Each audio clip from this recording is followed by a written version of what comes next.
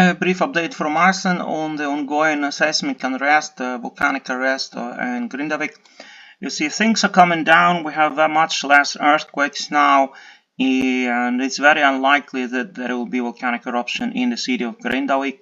Now they allow people to enter the city, not to live, but if you have property there or your homes or businesses, you can come there and take what you need and visit your house. Here you see an interview with volcanologist Arman Höskuldsson, who visited the city, and he tells its situation looks much better than what he expected. The bad thing that some cracks are pretty ugly, and some sewage systems and electrical lines had been broken, so before people can come in to live there, they need to fix the sewage pipes which had been cracked to make area inhabitable again, and to provide electricity to all the homes which have lost it.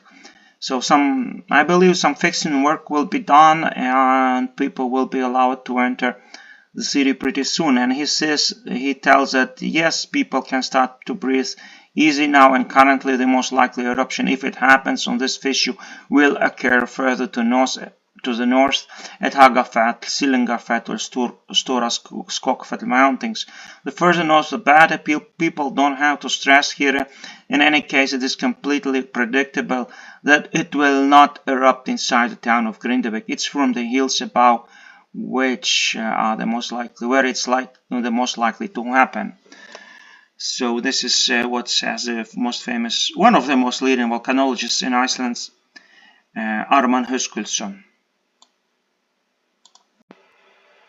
Let's check the earthquakes map. As you see, they are ongoing and they do not stop right north of Grindavik.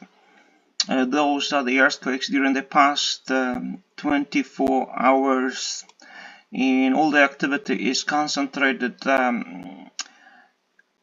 east of Blue Lagoon, as you see here, close to Sillingarfell mountain. Nothing happened in Grindavik, and volcanologists already talking that the magma already cooled down under the Grindavik, and the eruption very unlikely in the city itself. One volcanologist was telling it's already safe, at least for him, it would be safe if he would live in Grindavik to return back to the city. And what is interesting now, during the past 24 hours, we had some earthquakes at Fagradalsfjall. This mountain here in the middle is called Fagradalsfjall. We had volcanic eruptions here in Gillingadal, or just east of it. And we have some earthquake activity right next to Fagradalsfjall table volcano from the Ice Age. But the eruption was on the other side of the mountain, but still it's a kind of strange thing that earthquakes are happening on the western slope of the mountain. This is the Trail B is here and Trail A is here, and we might see another eruption at Fagradalsfjall for sure, probably, most likely anywhere in this area. So all this activity is connected with 2021-23 eruptions as well. There is no doubt about that, as we have a new series of volcanic eruptions on Reykjanes Peninsula, so called the fires of Fagradalsfjall, ongoing, which can last for some decades. We might see another eruption in Fagradalsfjall, but we have still earth rising right north of Blue Lagoon, like in the Blue Lagoon area. And the earthquakes are continuing. I would like them to stop completely, to call it safe to return to the city, because there are quite many, as you see, still, and this doesn't look good. Now, the earthquakes, of course, are not that many. The number of earthquakes dropped significantly. It's nothing comparing what it used to be. In the past 48 hours, we had only 261 earthquakes, and maybe only half of them were in Grindavik area, and most of them are very, very small earthquakes. So compare it to 1,500 earthquakes in Grindavik area before, but now it's only 261, and most of them are less than 171 earthquakes, less than 1 magnitude, and only 2 earthquakes larger than magnitude 3. You see magnitude 3 and larger. Only 2 earthquakes, in only one of them was northeast of Grindavik, 4 kilometers north of Grindavik. So there is some activity, magma, and they are not very shallow. They're like at the depths of 4 kilometers or so.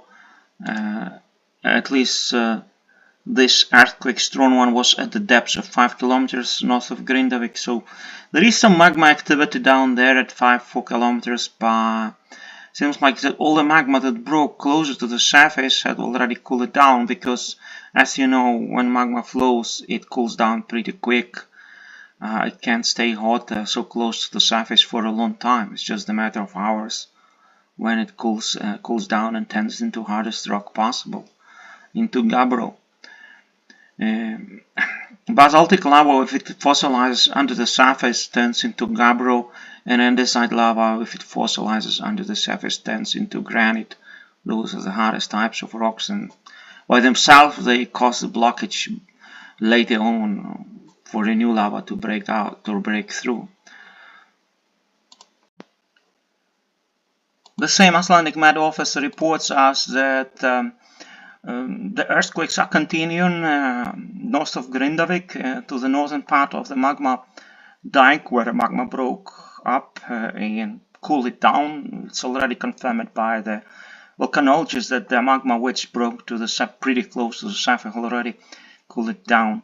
There is no hot magma close to the surface, but there is a seismic activity at the depths of 3 to 5 kilometers. Seismic activity was greatest at the depths of 3 to 5 kilometers.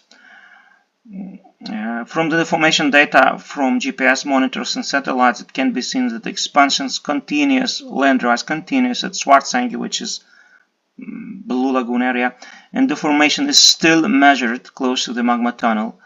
However, no changes were detected in GPS measurements in connection with the earthquakes last night. This is from yesterday. Both seismic and deformation data indicated magma inflow continuous both beneath Svartsengi and in the center of the magma tunnel. Well, it's still north of Grindavik. The greatest risk of magma outbreak remains in the area between Hagafell and Silingafell, which is north of Grindavik. The risk assessment map issued by the Norwegian Meteorological Agency on November 22nd is still valid. Here you see where the earthquakes are taking place north of Grindavik. We'll show you more on a different image. So the number of earthquakes here is decreasing. As you see, seismic activity is falling down. So we might see the end of seismic activity in this area pretty soon, and probably citizens, like residents of Grindavik, will be allowed to come in back to their homes. Very likely this to happen in the near future, next days. On 22nd of November, the danger zone had been limited now only to the northern part of the magma dike. This purple area just east of Blue Lagoon now is the new danger zone. So Grindavik falls out of this, and now it's somewhat safe for people to come there. They're not yet allowed to move in to live, but some enterprises already started working, and people are allowed to access their homes if they need. But the roads to the city still remain closed. And this is the map of from the road authorities, which shows us which roads are open and closed in Iceland right now. And as you see, all the roads to Grindavik remain closed, and you can't really access the city unless you are a resident of it or you have some business in there. So people still can't move to live back to their homes.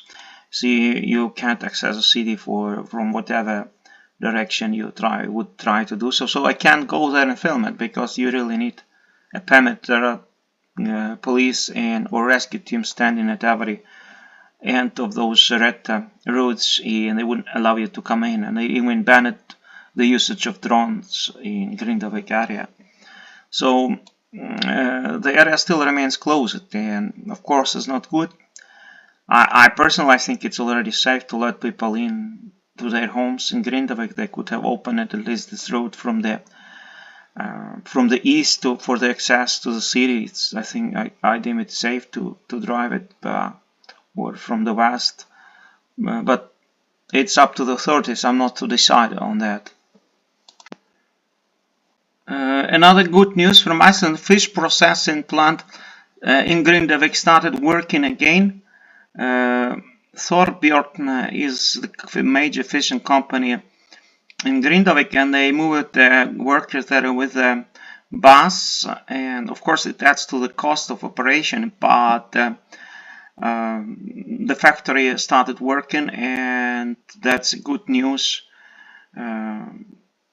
for people who are employed there, of course, because there are hundreds of people working in different companies in Grindavik, especially in fishing industry, which is the biggest, and of course their financial situation became unstable once basically they lost the job. But it's good they're coming back to work.